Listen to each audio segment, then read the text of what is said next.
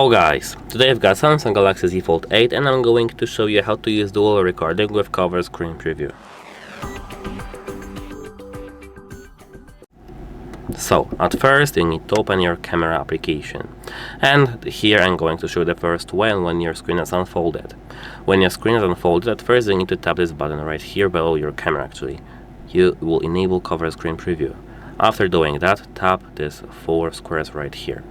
Now scroll up, and here, as you can see, where is that going? Yeah, we are in the photo.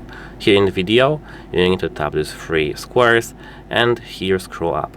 Tap this button right here, and select what preview, what dual recording you want to see, like split, vertical split, horizontal split, or pop-up view. Let me, for example, divide it to horizontal. And here we've got this camera, like the front camera, the back camera, the rear camera lens, right here, and this one right here.